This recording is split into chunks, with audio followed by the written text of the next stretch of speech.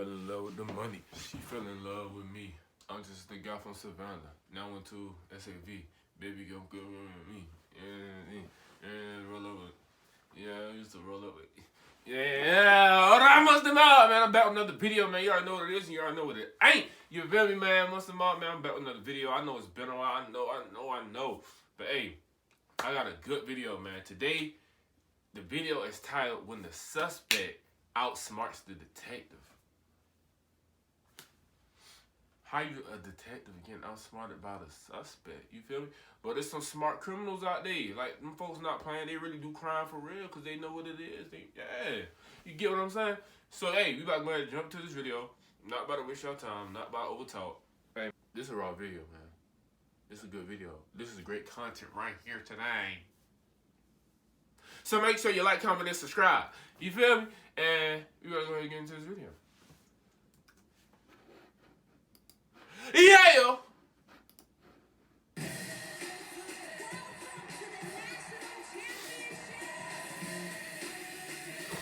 Oh, I'm tripping. I'm there too. I can skip that. I'm tripping. Okay, that's not enough. Okay. I've been through the system, but I know how it works. I know you have. You're not my friend. Yes, All you're trying to get is some stupid ass confession, and you're not gonna get one. On a seemingly regular evening in 2011, alarm bells began to sound itself in a local 7-Eleven. Reports of an armed robbery began flooding into the local police department. But upon arrival at the scene, the suspect was nowhere to be found. After expanding the search, that's when it's assumed police heard commotion in a house nearby. And without any other leads, they stormed in, discovering a known heroin addict sitting inside with a gun. Without any other evidence, they arrested the man and brought him to be interviewed. The so-called addict was Jeff Pearson, the man who committed the robbery. And the following goes down in... That's really messed up, though. Because before they helped the man, they arrested the man. Before they were like, alright, we walked in here, you might be a suspect, but you need some help, man. Then we'll see about you. They're ready to throw this man in prison, really, because armed robbery, that's prison. That ain't a little boy jail time. You feel me? Before they even help the man. And that's messed up. You know how many people are locked up right now today? They didn't even do the crime off of some humbugs, y'all, like this? Oh, it's addict. Oh, you found him with a gun. Oh, yep, you did it. Oh, yep, come on. That's crazy, bro. History as one of the only times a man single-handedly beat the cops at their own game. All that while experiencing horrific heroin withdrawals. This is what happens when the suspect outsmarts the cop. The next 24 hours were captured on police cameras within the interview regular in a sense, if that makes sense. He think like a drunk. Y'all ever heard the saying, a drunk person speaks a sober mind? Because it brings out. But conversely to most footage similar to this, hard, it was bro. originally uploaded to the suspect's own YouTube channel on the 25th of September 2011. This is the first sign of what makes Jeff a cult figure and a legend within the interrogation community. Jeff was held in police custody for almost an entire day, but all of the footage from the 3 interrogation sessions held barely 15 minutes. Given that robbery and arrest took place within the state of Georgia, the usual minimum sentence would be around 10 years in prison, ranging up to a maximum of life without parole. But it would transpire that Jeff wouldn't end up doing a minute of this time. And instead of serving multiple decades behind bars, he spent a day being served drinks and candy while delivering a masterclass in what to do while in police custody. The following footage shows us in stunning detail what methods the cops will try on you, and how to dodge them like an absolute pro. The footage starts with Jeff handcuffed in a small, windowless room dressed in prison scrubs. It's clear he's already been processed and spent some time in a cell, likely while the cops spent some time gathering the evidence and prepared to question him. Am I under arrest? There you go. For now. I'm under arrest? Yeah, I'll explain everything, but before I probably ain't read his rights. We talk to each other, I need to read your rights, okay? What am I under arrest for? Well, like I said, I need to read your rights first. Obviously, the charge is robbery, okay? Jeff immediately opens by asking if he's under arrest and on what grounds. From the first moment, it's evident that Jeff has done his research, as this is exactly what you should be doing in this situation. From here, there are 2 options. If you're not being arrested or detained, you can state that you're also not obligated to stay and answer questions. And you should be completely free to leave the interrogation. If you are being arrested, you can then immediately ask for a lawyer and stay silent until you're provided with one. These options give you the best chance of stopping the police in their tracks and allow you to create the best defense possible. What's amusing is that when you're being arrested in America, the officer is actually legally obligated to remind you of this. Take a listen to the Miranda warning that this detective reads out to Jeff. You have the right to remain silent. Anything you say can will be used against you in the court of law. You have the right to talk to a lawyer for advice before we question you. If you cannot afford to hire a lawyer and you want one, a lawyer will be provided for you. If you decide to answer questions now without a lawyer present, you'll still have the right to stop answering questions at any time. Does that make sense? You've probably heard these before, haven't you? These 3 points are incredibly important and are often overlooked by the average citizen due to the panic of being arrested in the first place. Don't know why. Alongside this, Don't do because the of how crime. much we hear these lines in media such as police shows and movies, most people completely glaze over it when they're being read these rights and fail to take into account that they're actually being provided with useful information that allows you to stay safe and protected while in police custody. What this detective didn't mention, though, is that if you ask for a lawyer while under arrest, they are not allowed to continue questioning, and you have a complete, unquestionable right to refuse to answer any questions they may ask until you're provided with an attorney. The detective also ends the rights with a snide remark about Jeff's past, meant to subconsciously remind him that he is a previously convicted criminal. Do you understand your rights? Do you understand your rights, Jeff? Yes or no? You understand? We're getting paid more than you are, so we can sit here for a long time, man. I just need you to answer me yes or no. Do you understand your rights? Let's get through that question. Do you understand what I read you? Did you comprehend what I read you? Jeff has been explicitly told he has the right to remain silent, so that's exactly what he's deciding to do.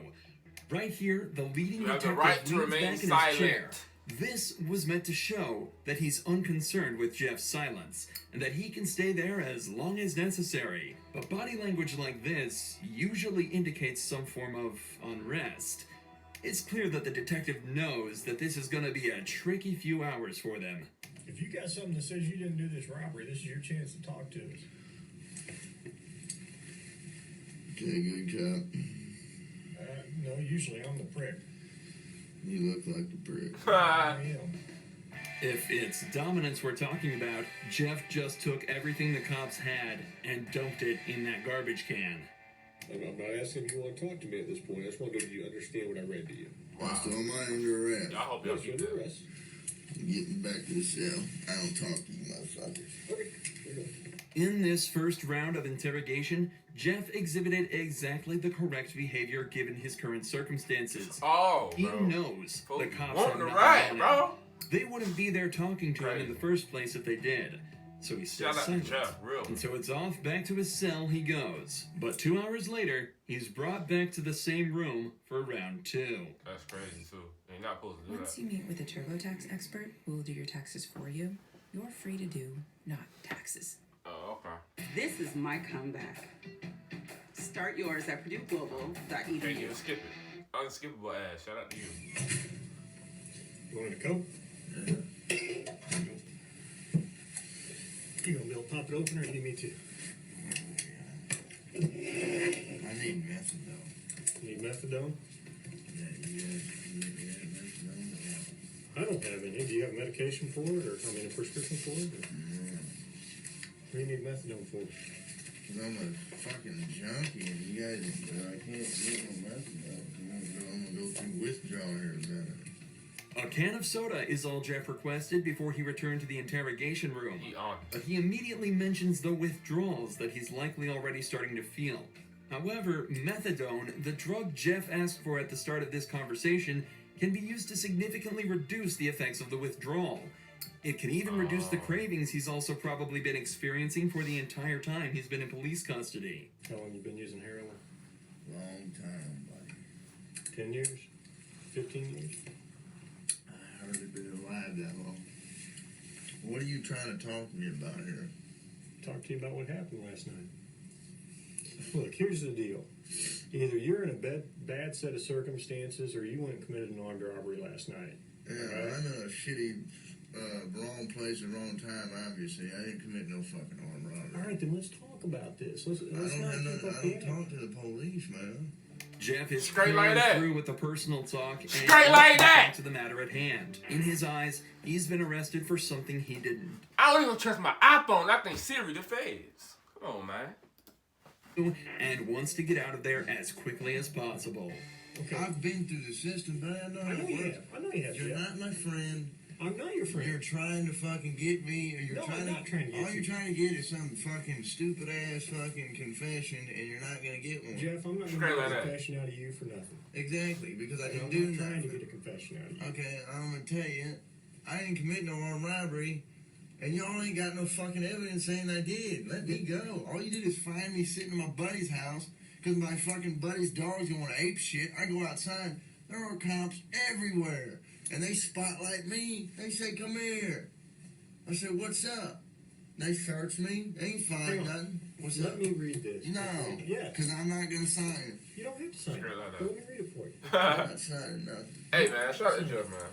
The irony of this cop saying he's not trying to get Jeff while he has him handcuffed in an interrogation room questioning him is very amusing. Right. But even through all this, every part of what Jeff said here is so perfect, it almost sounds rehearsed. It's an incredible display of personal legal defense, and is even more impressive when you layer it with the fact that Jeff is almost definitely starting to experience withdrawals. I also want to highlight the point Jeff made about how cops are simply trying to force a confession out of him. One of the main techniques used in these interrogations is the Reed technique, developed by a former cop and psychologist in the 1960s after he extracted a confession from a man accused of murdering his own wife. The technique consists of 9 steps, beginning with a polite discussion about why the suspect is being accused of the crime, followed by using certain body language and actions within the interrogation as a display of guilt. The method ends with offering the suspect 2 alternative statements they can agree with, one of which is slightly more acceptable than the other, but whichever is chosen admits guilt and is counted as a confession. This method forces the suspect into a corner and is exceedingly good at extracting false confessions from innocent suspects. In fact, Hey, that's why for real, if you out here like that, not like, bruh, I'm talking about you out here in these streets for real, learn psychology, bro. Learn the system, how they operate, bro. Like, don't be out here just wilding, even if it is for money. Like, that's your main goal, that's your purpose, is you just trying to get some extra money for whatever. You feel me? Man, know your rights. Know what's going on. Think. Use your mind. You feel me? Like, for real, bro. Hey, let me know in the comments, would y'all be a cop in real life? Yes or no? the original case that technique was formed around fell apart after discovering that the man, in fact, did not kill his wife and was tricked into giving a false confession. That's wild. Absolutely Giving a false next confession is level crazy. Tell gaslighting. me what happened last night. Plain and simple. Your side of the story. I'm not talking to you. All right. This is what I don't understand. I know, but this is what I don't understand, Jeff. You were sitting there talking just like you were ready to sit here and tell me what happened last night, and then all of a sudden I read that to you and you screw it, I ain't talking to you. I'm a lawyer. I don't understand that. What changed? Because I told you what I already told you what happened. You didn't. How didn't I? How didn't he? You didn't tell me what happened last Yes, night. he did. How didn't I just tell you what? But now you've handcuffed me, and I can't talk to you because you asked for an attorney. So, okay, that's fine. But I will tell you right now, you're still on hold for a robbery. I know. I don't know why. I need a fucking lawyer because obviously I didn't do nothing. And obviously you guys know I didn't do nothing because I've been arrested for the same bullshit before and you guys don't interview me this much. So, wham bam, thank you for the coat. Put me back in the cell. That's my Ha! Well, Jeff ma'am, has thank you, now ma'am. asked for Thank a you for the lawyer, coat. and Free is drink. once again refusing to answer questions. But we're only halfway through this footage, and Jeff's ability to defend himself and completely destroy this cop only gets Free better Jeff, from man. here. Here's what the deal is. I have enough evidence Like what? of your robbery. Cap. Okay? Cap. But- Folks talk for it all the time. You know, if you're Cap.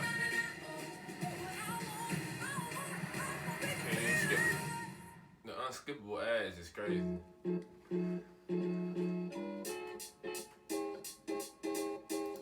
That shit look good. If you're saying you didn't do it, you need to give me your side of the story. I didn't do it. Okay, well, give me your side of the story. No, he want his lawyer, bro. You gotta, convince me. Because I got a lot of evidence. I got a lot of physical evidence. Well, like what? Why should I tell you that? This is where the detective starts to become desperate. He knows he's running out of time, and so has completely abandoned any elaborate techniques or methods to try and get information out of him. He's now instead moved on to essentially just threatening him with false claims of evidence that he can easily use to convict Jeff. If all of this was true, he'd likely be trying to use it to intimidate Jeff into panicking and giving up more information. But instead, he uses a flimsy rhetoric, claiming that because Jeff hasn't helped him, he won't help Jeff. There's only a couple pieces of evidence I'm missing. Negative. What's that? Negative. Well, why do I need to do that? You haven't helped me out at all. You give me a little bit, I give you a little bit. We go back and forth. I give you one of my pieces of evidence, now give me a little something.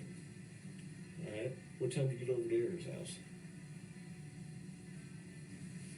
No, anything I say here can and will be used against me. Sure, but anything you say here, I can also tell your parole officer that you help me out.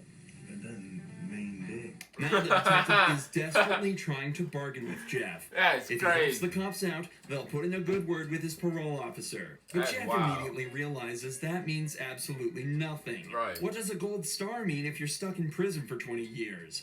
Right. This further enforces the idea that cops have absolutely nothing to convict Jeff with, and also shows that they know they're running out of time. Jeff has asked trying for a to put an lawyer, innocent yet they're man still sitting there questioning him, in as jail. if that's No, not a not in blatant jail, in violation of the rights that they have read to Jeff on 3 separate occasions. They Yeah. know that if they don't get anything out of him soon, their time will run out, and Jeff is watching the clock closely. For the next 4 minutes of the interrogation, Jeff continues to deny and combat anything the police say to him. They bring up the gun that he was found with, continue to try and strike a deal, and even try to scare him by taunting him with what being back in prison would be like, and without any of the drugs he's grown a dependency to. But throughout all of this, Jeff stays totally stone-faced. He knows he's Stay almost solid. won. I'm done, man. Fuck this. I'm not answering. All this shit that I just said is gonna be fucking written in the discovery now, right? What? You haven't said nothing. I mean, every little stupid thing that you've asked me, dude, is gonna be in the discovery. I'm not going to do discovery. The prosecutor is. Okay. So, you halfway know the system, how things work, you halfway don't. Am I right?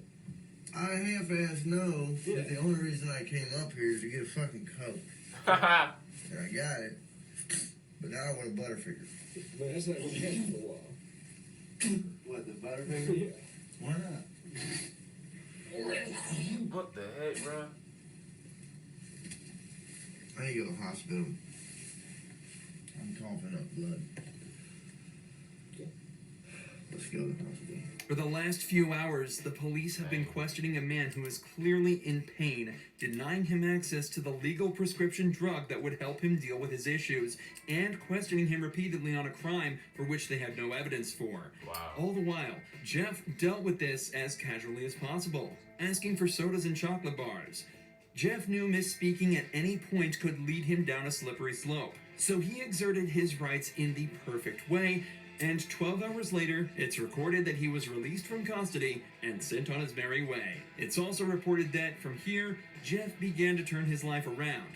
He's off heroin and now spends his time uploading to the same YouTube channel the footage from this video was uploaded to. He Yes, makes sir. music and even gives extra tips on how to avoid the police's tricks. Yes, sir. Yes, sir. Broski free, stop playing. Broski free, stop playing. He free, stop playing, bro. Hey, man, if you made it this far, man, thank you for watching, man. That was a great video. I'm glad he turned his life around. I was wondering if they were going to mention that if they knew. Shout out to you, Jeff. Glad you're clean, man. Turn your life around. Doing good in life, man. You're doing better. For sure that. If you made it this far, thank you for watching. Remember, you can do anything. You can go anywhere. As long as you take yourself with you. Monsta, we out. Peace.